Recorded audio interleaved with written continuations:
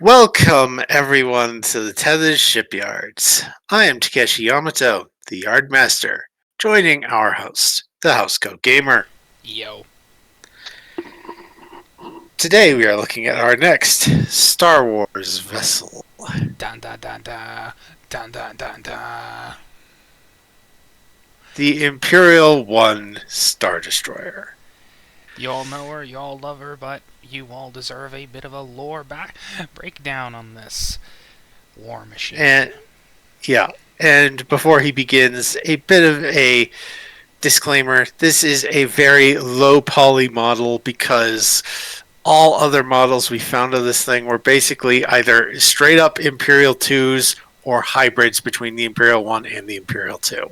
And I don't like having Imperial 1, 2s with... Well, I want to be class specific, because these are very different beasts. Yeah. Now, originally designated as Imperator class, Conqueror, roughly, in Latin. The Imperial-class Star Destroyer was designed originally by Lyra Wessex of the Kuat Drive Yards. Sorry, tongue-tied. Yeah. Besides this, other than that, this is KDY's arguably most successful craft, produced in the tens of thousands, if not the hundreds of thousands. Used by countless individuals, including a very famous use by Darth Vader with the ISD-1 Devastator, which continued to serve in Death Squadron until, well, Endor. Yeah. In fact, the Devastator is the second starship we ever see in Star Wars. While the 10-4 is running away, the Devastator is chasing after it. It is very, very angry.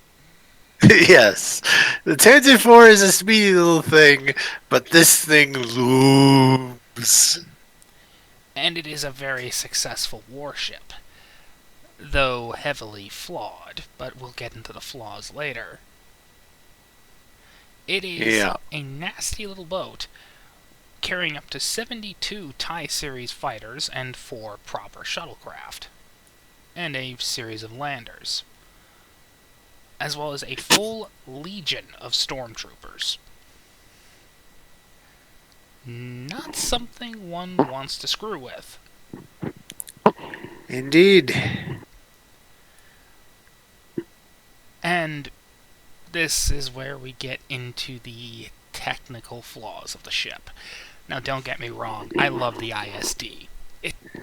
It looks menacing, it looks powerful. But it does have some flaws. Firstly, it doesn't have any guns on the underside. Now, some have said that this is a intentional design choice. Perhaps an engineering limitation. Those big guns may have giant turret seatings that can extend, that can go up and allow every gun to face backwards, for example. And that requires space inside the ship. Yeah. However, you ever heard of a telescoping system? Yeah. You know, just, hi.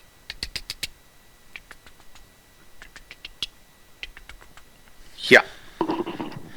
Because that would be simple. This might be based on World War II technology, visually speaking.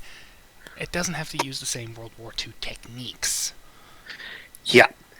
So, no guns on the underside, no guns on the back.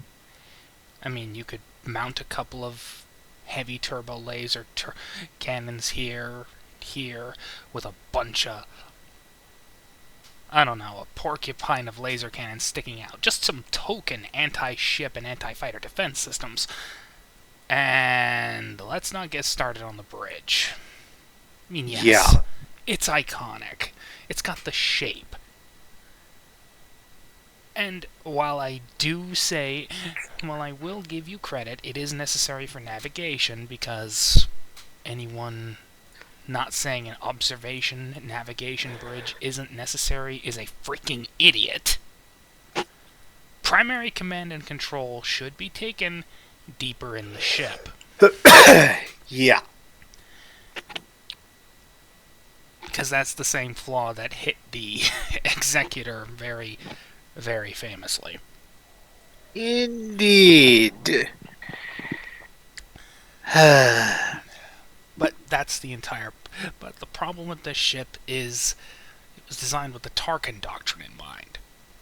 Yeah, this thing is less warship, more terror symbol. In fact, why don't we quote the man himself? Fear will keep the local systems in line. No, I was going to start quoting the Imperial.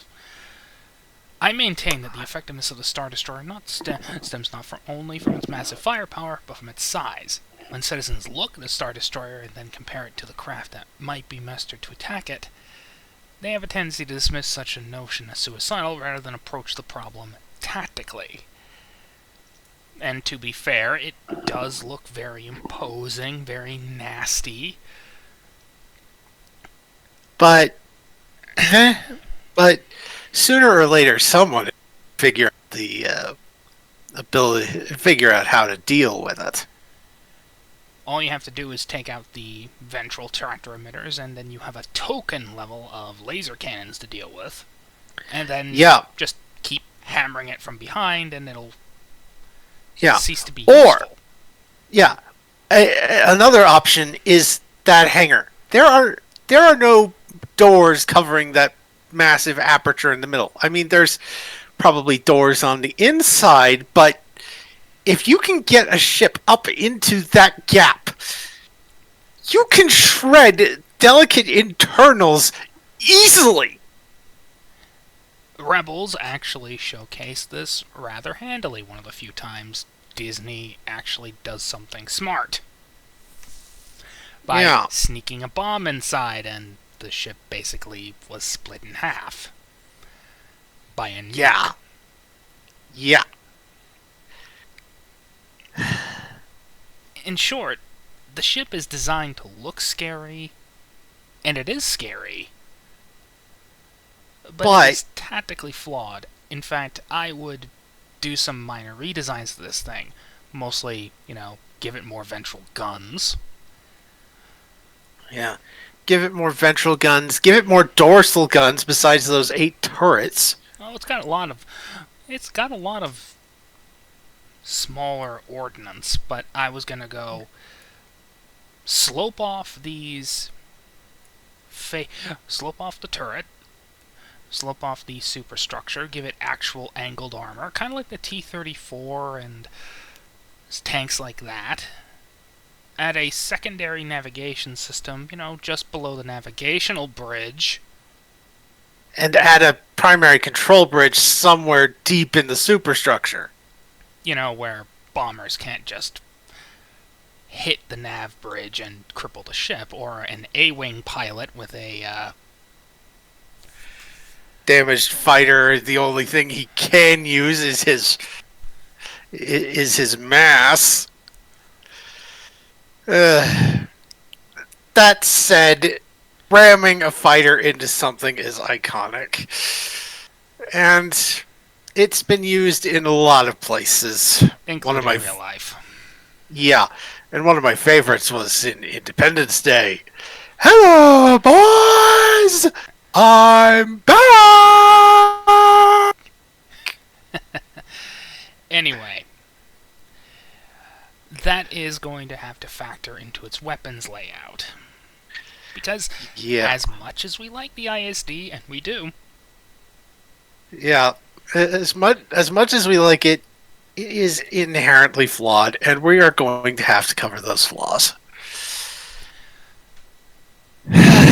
Speaking of, let's get to the stats.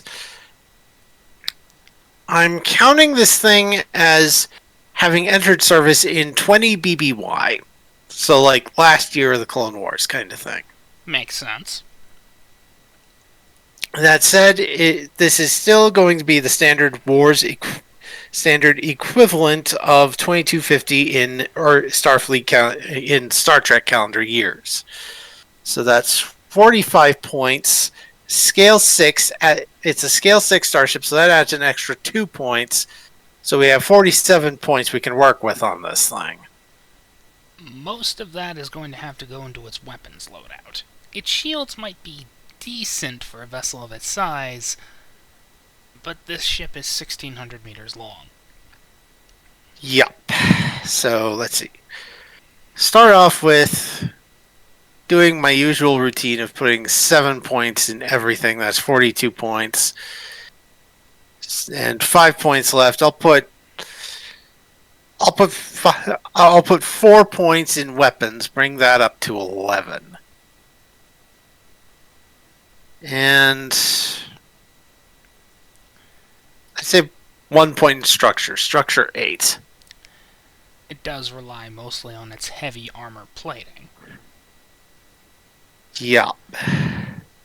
So we currently have comm 7, computer 7, engine 7, sensor 7, 8, weapons 11. That look good, or do you think we should add points to any of the other systems? I don't see much reason to. Most of this ship is supposed to be crewed by a... what was it again? 20,000? Yeah. Alright. Doctrine, making the military overbloated. Yeah. Maybe we could add an extra couple of points to scale. I mean, in Trek, in STA, scale 6 represents ships of 1,000 or more. The Odyssey got up to scale 7, and obviously starbases can get a lot bigger. Maybe scale 8 or not. Scale 8 possibly. That is reasonable. Though That'll give us I will be complaining about how the system doesn't exactly work. Yeah. And so that'll give us an extra couple of points to work with. Comms, computers, engines, sensors, or structure. Weapons 11. More structure. Alright, structure 9 or 10? 10. This thing is supposed to be tough. Alright, so structure And 10. let's be honest, it is. Things Yeah. have rammed these things and not exploded. Yeah. Alright. Department values. We have the usual 3 points we can spread. Probably a point in command and a point in security at least. These ships are usually used as command vessels. Command 2? Command 2. Alright, so 2 points in command, 1 point in security. And we can add up to 8 talents. So let's see. We can have up to 8 talents total, but we need to have room for at least 1 profile talent. So let's see. Talents. Ablative armor probably works. Very much so. Probably a couple of instances of extensive shuttle bays. It is a carrier. Alright. Extensive. We'll rename shuttle bays to hangar bays like we did with Galactica. Works. Shift 5.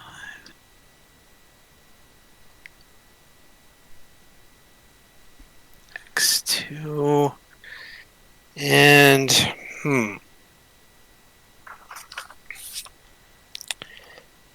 let's see.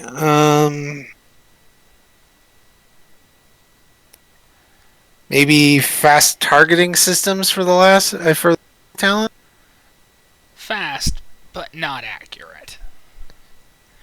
Right. We all know the weakness of war's craft. It's basically just spray and pray. Yeah. lock on targets much faster and more accurately than other ships of its class. Right. Oh, I know what we can do. Secondary reactors. It certainly does have a secondary reactor. I mean, some have posited that's maybe a tiny gravity well generator, but this thing is not exactly fast. Yeah. Yeah, that thing on the bottom is probably the power core, and I'll give it 2 instances. Just give it all the power it can get. So I think that'll do it. That get the blade of armor, 2 instances of extensive hangar bays, 2 instances of secondary reactors. That gives this thing room for a profile talent and 2 free talents. For weapons, heavy turbo laser battery, heavy turbo lasers, a point defense grid of laser cannons, which can be put to anti-ship duty if required. Heavy turbo lasers, laser cannons, heavy turbo laser cannons, laser cannons. Oh, if the laser cannons are a point defense grid, we can give it a point defense grid talent. That'll reduce it to only 1 free talent, but that works. Disappointing. I thought this thing would have a projectile launcher too. Point defense system. Anywho. Yeah. And lastly, descriptor traits, Imperial Starship. Wedge of Doom. Imperial Starship, Wedge of Doom. Because, in spite of all her flaws, and they are, you still don't want to face one of these things in direct combat. It's a bad idea. Yeah. But yeah, you don't want to face this thing in direct combat. What you want to do is if you want to take this thing on, you have to use some form of subterfuge. You need fighters to take on her fighter complement, bombers to start attacking the subsystems. Yeah. Or you can be particularly ballsy like Han Solo and just pretend to charge right at it. And then the spine. Yes. And because the Falcon is matte gray, nobody ever noticed it, or maybe somebody did, but they were so terrified of Vader that they just went, we're not going to say anything because he has a plan, and if we say anything, he's just going to... Yeah. Yeah. Oh, one thing. There's a port down on the bottom near the bottom of the spine that I was seeing. That's the garbage chute. Yep. I figured I was going to ask if that was the garbage chute because yeah, these things generate a lot of waste, and before they go to light speed, they always dump their garbage. I'm not sure if that's supposed to say something about the Empire or the Star Wars galaxy in general. Yeah. But in terms of real life analogies, you could equate it to a bird doing its thing as it takes off. Anyway, don't take this as an insult towards the ISD. We're just being accurate about it. Yeah, we're being as accurate as possible, while converting it into a crossover format with Star Trek. Again, as I've said in a couple of videos now, if you want to do a proper Star Wars RPG, Fantasy Flight Games made a very good system, and I think it is now being published by Edge Studios. And I would definitely recommend that system if you want to go into Star Wars RPGs. It is, as I said, it is very good, and it's got a different dice system compared to Star Trek Adventures. Star Trek Adventures uses D20s and D6s, and the D20s are used to roll checks, and if you get below the target value, usually determined by discipline, by attribute and discipline or system and department for a ship, the Fantasy Flight System for Star Wars uses its own narrative dice. You build a dice pool based on your skills and your attributes and a difficulty and other modifiers and the difficulty of the check, and then you roll the dice and positive symbols are canceled out. Positive symbols and negative symbols cancel each other out. If you have basic positive symbols left over, you succeed at the check. Anywho,